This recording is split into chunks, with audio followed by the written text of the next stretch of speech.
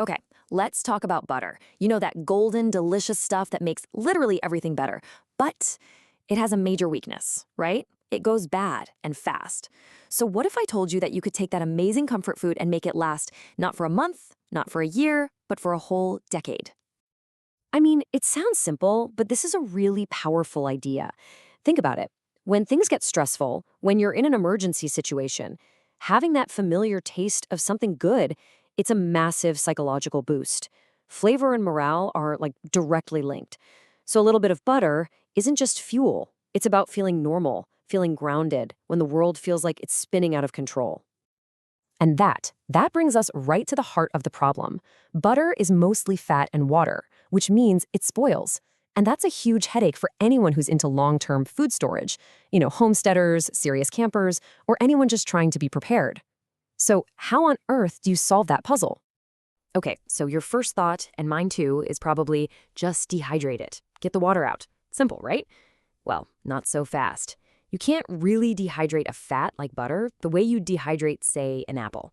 If you get rid of the water and the milk solids, you just end up with ghee, which is great, but it's an oil, not a powder.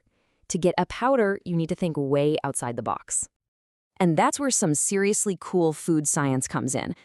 The answer is a process called flavor encapsulation. And here's the twist. Instead of taking something out of the butter, you actually add something in. The secret ingredient is nonfat dry milk powder.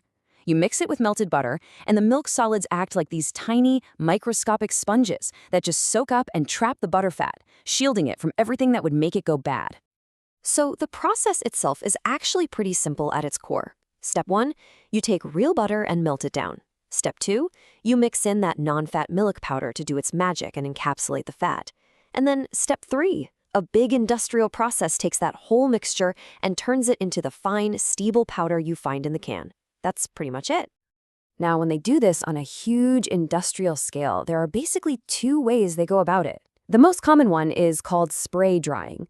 They just spray the butter and milk mix into a chamber of hot air, and poof, the moisture is gone, leaving a powder. It's fast, it's cheap. But then there's the premium option, freeze drying. It's a much gentler process that does a way better job of keeping that delicious butter flavor and all the nutrients intact. But yeah, you're going to pay more for that. Okay, so this is it, the million-dollar question, right? We've got this super clever food science, but what's it actually like? Does it taste like butter? Does it act like butter? Can you just, swap it out for the regular stick in your fridge? Well, the answer is a little complicated. And you can see a huge difference right off the bat just by looking at the calories. A tablespoon of real butter, you're looking at about 100 calories. But the same amount of reconstituted butter powder? Only 35. And whoa, that's a massive drop. It's not because it's some kind of diet butter, it's a direct result of all those extra milk solids they added. It's your first big clue that this really is a totally different beast. And this might be the single most important thing to understand about how it actually behaves. If you take a spoonful of this stuff and toss it into a hot frying pan expecting it to melt, it won't. Nope, testers say it just kind of scorches and turns into this little cooked blob. So major takeaway here, you are not going to be greasing your pans with this. So if you can't fry with it, how do you use it? Simple. You have to think of it as another dry ingredient in your pantry. It's absolutely fantastic when you mix it right into dry ingredients for things like pancakes, bread, or cookies. It makes an amazing seasoning for popcorn, and it adds this incredible richness to sauces and gravies. Just don't go spreading it on your toast expecting that fresh from the dairy taste. It's not that kind of butter. All right, so you get the science, the do's and don'ts. Let's say you're convinced and you want to add some of this powdered gold to your own pantry. What should you be looking for? Let's get into a little buyer's guide and figure out how to pick the right one for you. Okay, so when you're shopping around, there are really 5 main things to keep an eye on. First up is shelf life, and trust me, this can be all over the place. Then there's packaging. Are you looking for a resealable pouch for your camping trip or a big number 10 can that'll last a decade? Next, check the ingredients. A lot of times the simpler formulas are actually the best. Fourth, remember that preservation method. Is it the common spray-dried kind or the premium freeze-dried? And last but not least, always check the price per ounce to make sure you're getting a good deal. So what does that look like when you're actually looking at brands? Well, expert reviews tend to point to a few standouts. For the best all-around option, people really like Judy's. It's got a great silky texture and a really simple ingredient list. Now, if you're all about stockpiling and getting the most bang for your buck, Augustin Farms is the name to know. Great price and a full 10-year shelf life. And if you're in go big or go home mode and want the absolute best, Nutrient Survival has a freeze-dried, vitamin-fortified version that also lasts a solid decade.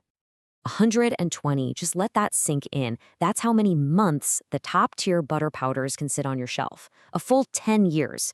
I mean, that's the real power of this technology, right there. Taking something that goes bad in weeks and turning it into a reliable asset for the long haul. But as we start to wrap this up, I want to circle all the way back to where we began. Because this stuff, it's not really just about the science or the calories or the shelf life. It's about preserving something way more important, something more human. Yeah, there's this quote from Sean Gold at True Prepper that just hits the nail on the head. He says that in tough times, these little luxuries, like butter, can make a huge difference. The ability to make a meal taste not just edible, but actually good, to add that familiar richness, man, that can completely change your whole outlook. So when you think about it, putting a can of this stuff on your shelf, you're not just storing food. You're storing comfort. You're storing a sense of normalcy. You are literally storing morale in a can. And that leaves us with a really cool question to think about, doesn't it? For the longest time, butter was one of those impossible foods for long-term storage, but food science cracked the code. So it makes you wonder, what other everyday foods that we take for granted are being reinvented right now, hiding in plain sight thanks to the science of survival?